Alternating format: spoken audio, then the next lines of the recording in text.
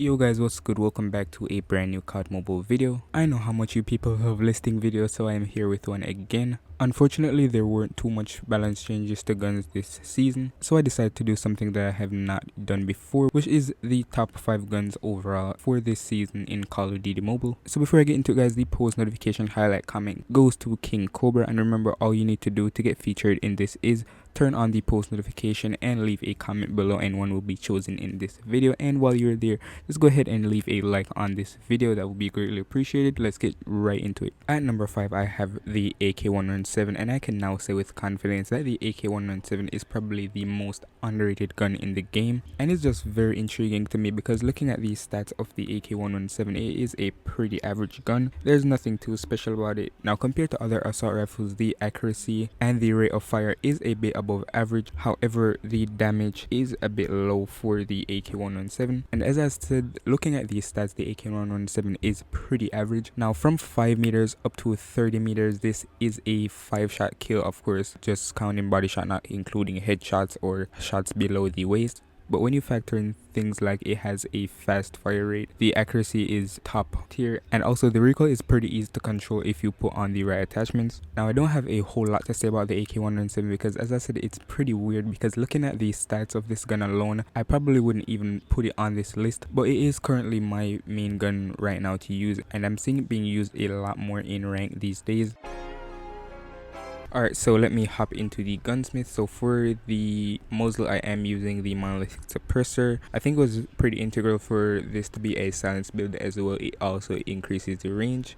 I'm also using the OWC skeleton stock. I did put on this last minute, but it did give me some improvements. I'm also using the granulated grip tape. As I said, I did want to increase the accuracy because the damage is nothing too good, so I want to increase the accuracy as much as possible. And I'm also using the 40 round extended mag. It does have a default of 30 rounds, which will run out pretty fast. And finally, I am using the OWC laser, which is pretty default on most of my classes. At number 4, I have placed the PP19, and I already know that a lot of people are probably going to be upset that I placed the PP19 so low because currently I believe this is the most used gun in rank and scrims. However, I do have my reasons. Now, I'm actually not gonna lie, the PP19 is a pretty good gun. It actually does dominate at mid-range, which I would regard as 10 to 20 meters, and it also can get good work done at long range as well, which should be over 30 meters. However, my main problem with the PP19 is guns like the QQ9 will obviously beat it at close range. It's not really very good at close range, but it's still better than some guns, but it's just not, that good at close range. At 5 to 10 meters, it is a 4-shot kill doing 31 damage headshot, 26 to the body, and 20 damage below the limbs, which is pretty impressive. But guns that are actually a bit higher on this list does have a bit higher, and even some that don't, they have a far higher fire rate, so the time to kill will be much quicker with those guns. So overall, I think the PP19 is good.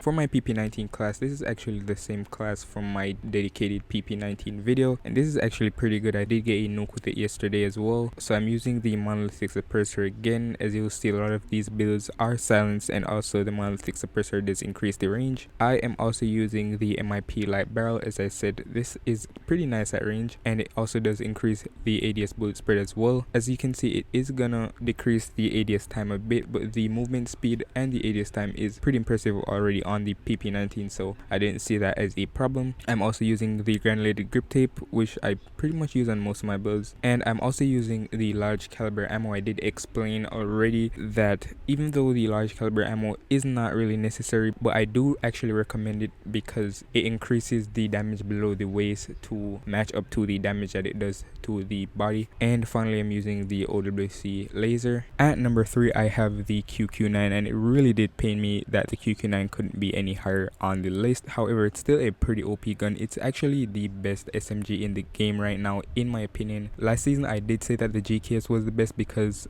of how versatile it was at mid-range and long range. However, the QQ9 is just a beast right now in the game. It is actually very similar to the PP19 in terms of damage and the shots it needs to kill, where it does 27 damage to a headshot, 25 to the body, and 22 damage to the legs, and that is a very close range. This will be very hard to stop at close range.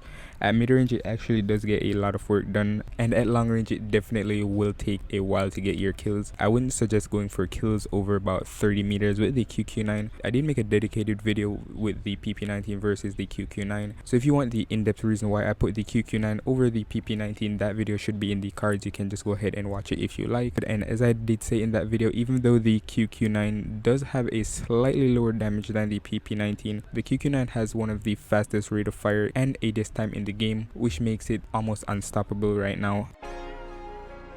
Now let me share my QQ9 class. Again, I'm using monolithic suppressor. Guys, I'm very sorry. I didn't even know that the monolithic suppressor was used so much on my classes.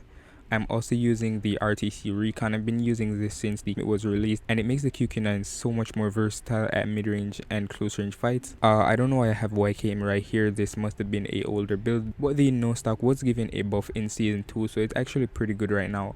If you try the no stock and you feel like you cannot really control it that much, then you can use the YKM combat stock, but for now I'll just use the no stock. I'm also using the 45 round extended mag. As I always say, some people might prefer to use the 10mm round. I think you can look at both of them because both of them have their advantages and disadvantages, so I think that you should compare them and see. And I'm also using the OWC laser. At numero dos, we have the DRH, and obviously the DRH would be pretty high on this list. Ever since it has been released, it has just remained such a consistent gun. Even though some people still complain about the DRH here and there, I don't think COD is planning to change this gun anytime soon. Now from 5 to 20 meters, the DRH is a 3-tap, of course, as everyone knows, doing 38 damage to the head and body at close range and 32 damage to the limbs, and the damage slightly increases the further away the enemy is. And what even makes these 3 taps more amazing and a bit broken is even at the longest distances, which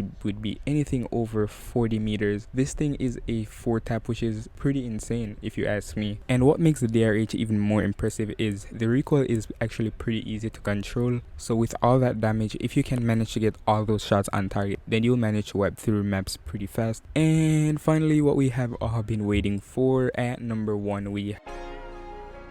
for the DRH class. I've been using this DRH class like forever. This is one of those classes that I just don't really see a need to change, so I'm using the OWC Ranger. I'm also using no stock for ADS. Additionally, I'm using the granulated grip tape. I am using the 30 round OTM mag, and I'm using the OWC laser. As you can see, I have this beautiful diamond camo, have the Manowar, of course. Now I know that a lot of people might undermine the Manowar because it is not being overly used in rank again, and COD actually did nerf it in terms of increasing the vertical recoil and a host of other stuff, but the Manowar is still the Manowar. I mean, the recoil change is noticeable a bit, but I'm pretty sure that if you were using the Manowar constantly before, then you can still manage to control the recoil. Right now it is still banned in scrims, and people like me won't obviously use it in rank because I'll just feel way too guilty. And what really separates the Manowar from the DRH still is the damage and the damage at range, with the Manowar being a 3-tap up to 30 meters, doing 37 damage headshot and 34 damage to the body and limbs, and anything over 40 meters it is a 4-tap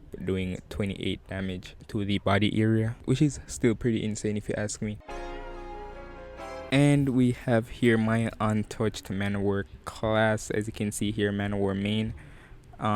So I'm using the RTC huge suppressor, and this is very integral on the Manowar. I don't even think it matters what other attachments you put on, but the RTC huge suppressor is basically what makes the Manowar, if you know what I'm saying. I'm also using the MIP light barrel for increased ADS time, movement speed, ADS movement speed, and all that good stuff. Additionally, I'm using the OWC laser, which, as I always say, is pretty default on most of my classes. The strike foregrip, I still just don't know why I put the strike foregrip here, but with the increase in vertical recoil that the Manowar got, then it's proving to be pretty good for this class right now. And I'm also using the 30 round extended mag. So guys, that is it for this video. Thank you so much for watching. If you did enjoy, please be sure to go ahead and drop a like. I would really appreciate that, and subscribe if you are not new. We just hit 11K, so we'll be going on a streak, so I'll see you guys tomorrow. Peace out.